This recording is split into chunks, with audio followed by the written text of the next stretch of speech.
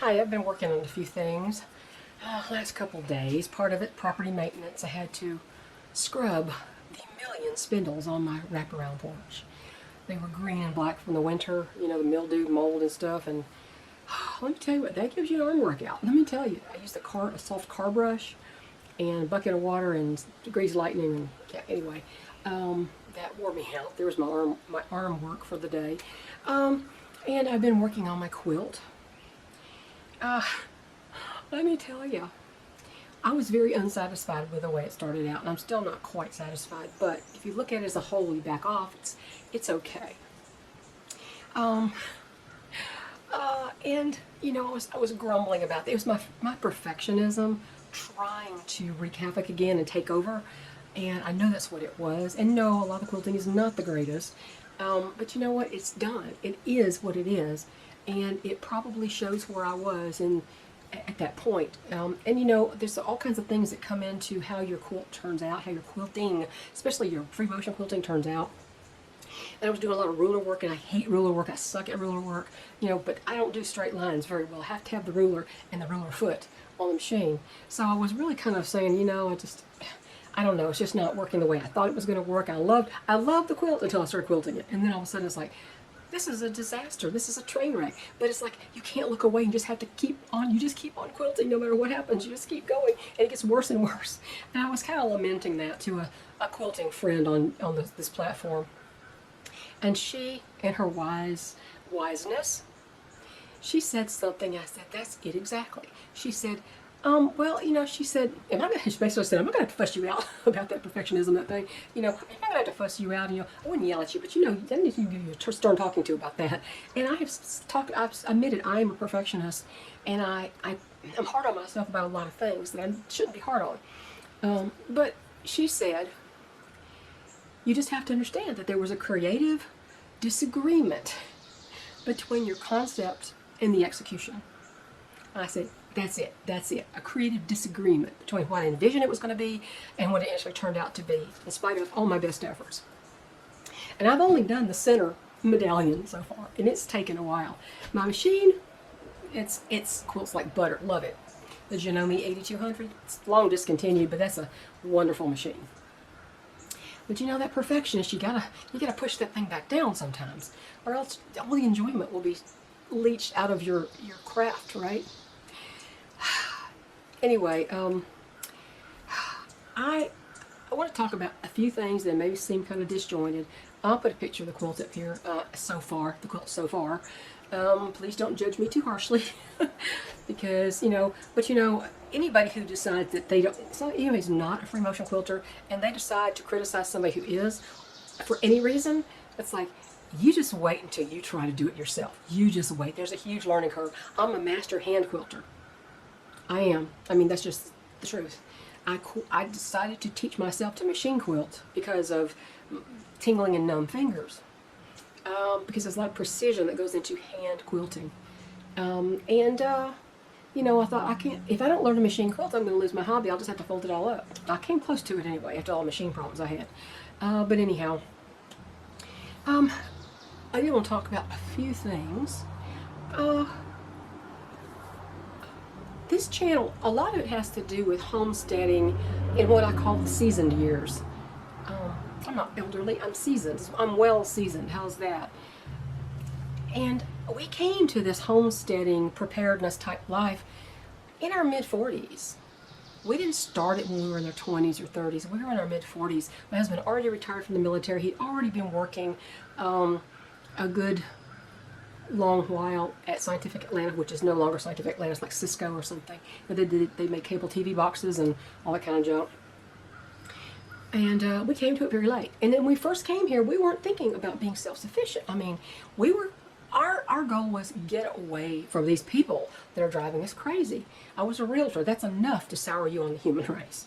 So it took us a couple of years before we said, well, hey, this guy apparently wanted to have a garden here in this little plowed area, but there's all these trees. And I said, let's just make it a garden. He's already got it started. So we made it a garden. Then we added gardens, and then we added chickens, and then we added solar, and we canned a lot more and all that. Now we eat mostly carnivore Therefore, we don't eat as many vegetables, but we're still preparing, so we're still growing them. But this channel had a lot to do with continuing to become self-sufficient at an older age, especially when you have some serious health issues, like my husband's joint issues. He has far advanced degenerative disc disease. He has AFib. He has a knee that needs to be replaced. He has high blood pressure. They've never been able to get down to their satisfaction in the last 30, 40 years. And so because of that, that's more of me having to do it, like me doing it, not him doing it, not us, but me.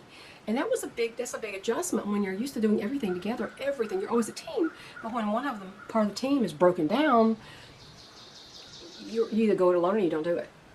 Or you hire someone else to do it, which is another problem all in itself, because hard to find anybody to work in the country. They don't want to work for tax-free cash. They don't want to work, period. Sadly. And then it's the cost of it. You know, if you can't get somebody to do it, then it costs a lot of money. And people are trying to make up for all the stuff that they're not getting in their other jobs. So when they charge you for this handyman type work, they want you to pay big time. It used to be you could say, hey, you got some couple of teenagers who want to come rake some leaves?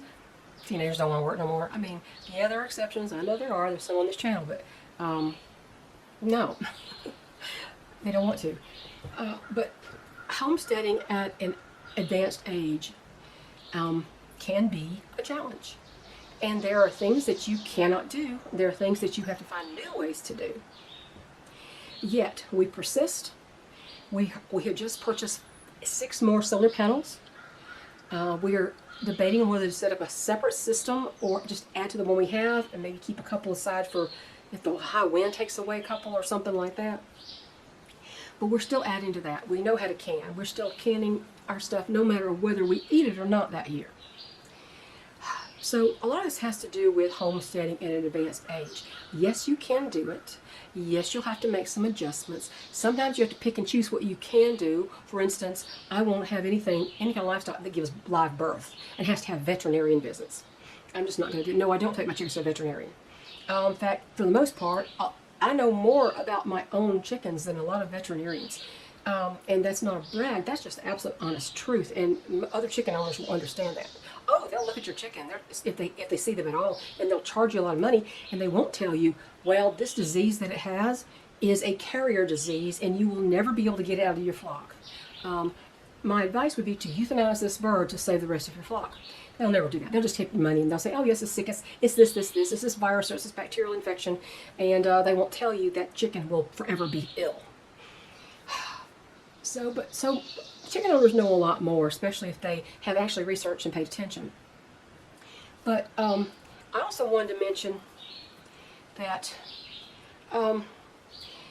there on this platform there are, I think there's millions of homesteading, preparedness, prepping channels. Millions. Some are just prepping, and they're all about the gadgets and the new go bag and that kind of stuff. Well, these people ain't going nowhere. Yeah, it's nice to be able to have the money to have a separate location where you can buy you a cabin up on the top of a mountain and you can bug out to that. But you know what? Not everybody has that kind of money. They can barely buy their own groceries every week and pay their own bills on their regular house. So there are no go bags here, and that's because of our position. My husband can't go anywhere. This is where we're going to make our stand. This is it. This is the hill we're literally probably going to die on.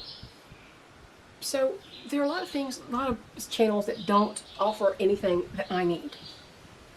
It may offer information that's good to know, but it may not be information that I can actually put into practice in my own life. And people often recommend these channels, and also I'll think, oh well, I haven't heard of those, but I know this guy and this guy. He's a piece of work. He's not who you think he is. He presents a know-it-all on the screen. However, he's very hostile to women in the homesteading community. And I know a specific one that's like that, a particular man that's like that, because I had an interaction with him through email, and he was extremely dismissive and rude. And I should have figured that would be the case due to something else in his life that it's a big part of the channel, and I won't go into specifics, but Yeah, some people are not all you think they are. They may have a lot of knowledge, but they don't, maybe they're not good people. And if you want to discourage a woman from prepping, you just go ahead and be dismissive and nasty to her, okay? Now, me, that tends to make me more bullheaded, and I want to forge ahead like I'm driving a bulldozer. You're not going to tell me, and you're not going to make me feel like I'm less than. You're just not going to do it. Now, there's a lot of channels that have like Patreon channels, and you know, that's all well and good. But I will not join any Patreon channels. Thunder. I'm going to have to go. I won't join any Patreon channels.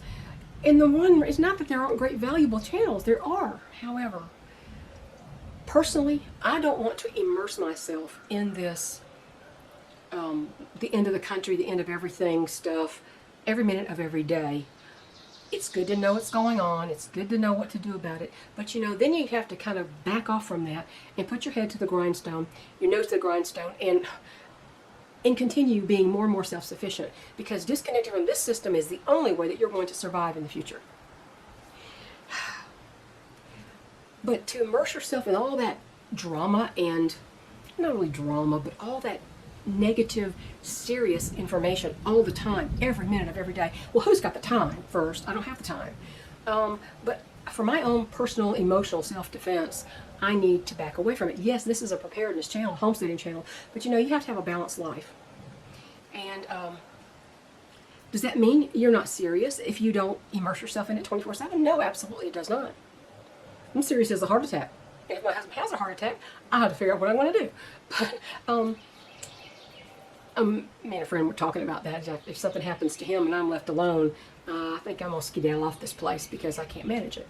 I can barely manage it with a little bit of help from him. But anyway, yeah, I'm going to have to go shut down my computers and everything, or turn off my machine, my sewing machine. But you've got to be a serious homesteading, preparedness-minded person, as Steve Smith would say, integrated preparedness. You can still be that, and you don't have to necessarily spend every waking hour immersed in all of that. I can't do that. I have a husband who needs me all the time. I can't just do that. It's just like doom and gloom. And but you know, we say don't panic, prepare. Yes, don't panic, prepare. But I didn't panic. We didn't panic, and we are more prepared than most people, and feel more able to handle things than a lot of other people our age who are on 1,000 medications. And well, my husband's on several, but I think he could dump most of them because I don't think they have ever done him any good. Just because you're not completely immersed in preparedness 24/7 doesn't necessarily mean that you're not serious. It just means that you're just actually doing things, not talking about them, reading about them, listening to channels talk about them, but you're actually doing them. And that takes a lot of hours in the day. So there's that one thing I want to mention. Homesteading channels are a dime a dozen, prepping channels are a dime a dozen on this platform. But people listen to the ones that they have an affinity for, or they feel a connection with. Like if you are an older homesteader and you don't think you can do this, you know, this is where we are doing it, in spite of everything. And I want one last thing, a couple last things. I mentioned in my community section that YouTube, for some reason, so I was doing something in what I call the back room, where all the videos are listed and you do the editing, all the choices for your videos. And I noticed that, well, it said I had like 700 and something videos, and I know I deleted a good bit of them a while back. But then when I realized that pages and pages of those were changed to unlisted, and I didn't do it, which meant they couldn't be seen on the channel. They were out of view of the channel. I felt pretty much harassed and persecuted. Could it be a glitch? I don't know, maybe, but I don't think so. Once I went through, I had to actually go through every one of those, because I had put a few private and a few unlisted. The bulk of them were still public, but now the bulk of them were unlisted and some private. And I had the ones that were private, I had to go through and figure out what in the video did I make it private about? Why did I put it private? Other than the giveaways, which, you know, are irrelevant after they're over. And so I took 2 days and hours and hours and hours going through all those videos, and I actually deleted a lot of these. in the end, I ended up with just over 400, not over 700. And there were still the ones that had been removed by YouTube, still in the back room. They were still there, said removed. Like, well, if it was removed, why did you leave it there? But you're going to go in here and make all the ones I want public unlisted. Anyway, it was a lot of work. And I didn't have time for it, but I had to do it anyway. And I was up late doing it for 2 nights in a row. So that's another thing we're fighting. I have to fight all that. I make content too on top of taking care of the animals and taking care of my husband and trying to get other people to do things around here that we can't do it ourselves, and trying to figure out, you know, how many of these we'll pay for at one time and that kind of thing. So anyway, let's just put all that aside. When I put out the Christy Gnome video, I knew it was going to be some pushback. But yeah, the evil hordes latched onto that, because God forbid you should euthanize a dog, but oh God, you're fine with ripping apart a baby in the womb, brutally dismembering it piece by piece and pulling the pieces out one at a time. Yeah, that's what they do. And you just hired an executioner to do it. But oh my God, you can't shoot a dog, even if the dog's going to bite somebody and maybe hurt a child. I've decided after years of doing this channel that there is something intrinsically wrong inside most of these people. And a lot of today's left are just simply not playing with a full deck. They are unhinged and screaming insane insults and browbeating people. In fact, they would be happy beating me up in a dark alley. But God, don't shoot a dog, even though it's out of control. Yes, just don't euthanize a dog. Oh my God, this is a knee-jerk reaction. Just remember, in Korea and China, they eat dogs and they raise them and they process them. And there are bins of yelping dogs, and they process the dogs for food there. My son lived there for a decade, so that's the truth. They do eat dog in China and in Korea and Asia in general. So no, it's not a child. It's not a child. You'd act like somebody took their 2-year-old out and shot it. Seriously. Now people are doing that. People are doing that. That's why I said these people are unhinged and sick. And they're fine with that. So yeah, it's when you're dealing with a whole world full of people who are not playing with a full deck, whose elevator stops 1 floor short of the penthouse, so to speak, you have to be on your guard, and you have to be ready to push back at the pushback. So, it's rather steamy out here. Oh my goodness, it's steamy. And thundering. One of those patterns of rain in the afternoon, you never know when it's coming, or if it's really coming, or it can thunder all day and not do anything. So, that's all I want to say, was just talk about those several things. And just remember, my quilting friends, wise words. If you're having a hard time, there's just a creative disagreement between your concept and your execution. So that's what I'm having right now. I'm trying to remedy it though. It's getting better. I think I'll be better now. From after I'm done with the center, I think I'll be better. So wish me luck, y'all. And get out there and do something to take care of yourself in the future.